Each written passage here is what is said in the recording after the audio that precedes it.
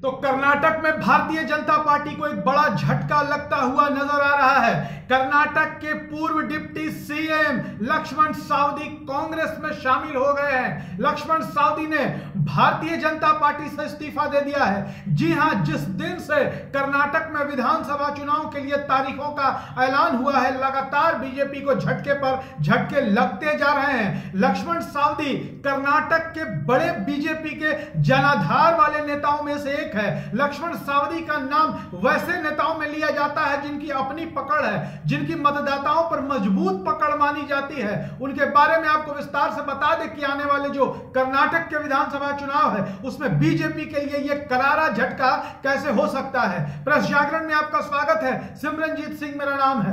कर्नाटक विधानसभा चुनाव जोरों पर है। चुनाव में नामांकन का काम शुरू हो चुका है। आपको बता दें कि कांग्रेस ने काफी पहले ही अपने बहुत से उम्मीदवारों के नामों का ऐलान कर दिया था।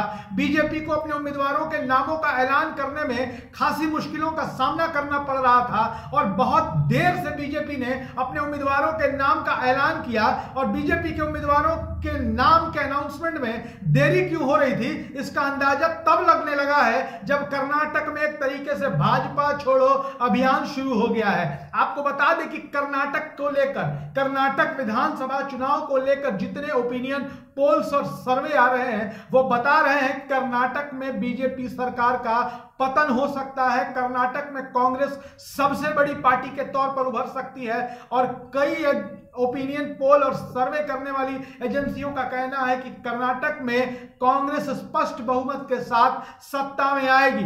अधिकांश सीटों पर बीजेपी और कांग्रेस के बीच सीधी टक्कर है, लेकिन पूर्व प्रधानमंत्री एचडी देवेगौड़ा की पार्टी जनता दल सेकुलर भी बहुत सारी सीटों पर टक्कर देती हुई नजर आ रही है, जिसकी वजह से मामला त्रिशंकु सा बन गया है। अब आपको बताते हैं कि लक्ष्मण सावदी के बीजेपी छोड़ने से बीजेपी को करारा झटका कैसे लगा है, यह बीजेपी के लिए बड़ा झटका कैसे है। आपको बता दें कि वर्ष 2004, 2008 और 2013 में लक्ष्मण सावदी अथानी सीट से विधायक रह चुके हैं और इस बार अभी वर्तमान में वो एमएलसी थे, विधान परिषद के सदस्य थे। आपको बता दें कि कर्नाटक विधानमंडल में 2 सदनों की व्यवस्था है। बिहार यूपी की तरह, बिहार जैसे बिहार में विधानसभा भी है, विधान परिषद भी है, ठीक वैसे ही कर्नाटक में विधानसभा भी है और विधान परिषद भी है। और 3 बार विधायक रहे लक्ष्मण सावदी। इस वक्त कर्नाटक में बीजेपी के एमएलसी हुआ करते थे।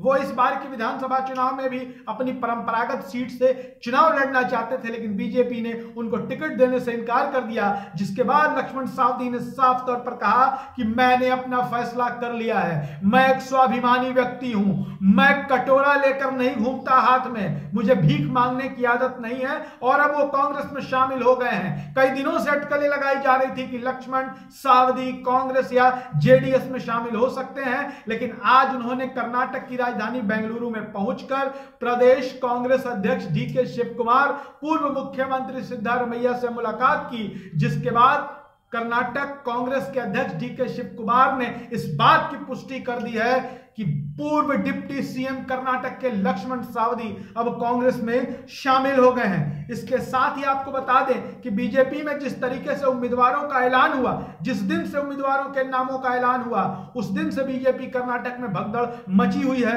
और यह बताता है कि कर्नाटक के मतदाताओं का मिजाज क्या है, कर्नाटक के मतदाताओं का रुख इस बार किस तरफ है, कर्नाटक की जनता क्या इस बार बदलाव के मूड में है, क्योंकि कर्नाटक में कांग्रेस बड़ी मजबूती के साथ चुनाव लड़ती हुई नजर आ रही है। कर्नाटक में कांग्रेस एकजुट होकर चुनाव लड़ती नजर आ रही है।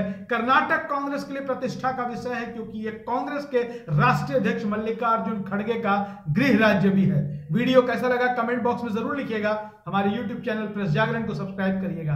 धन्यवाद।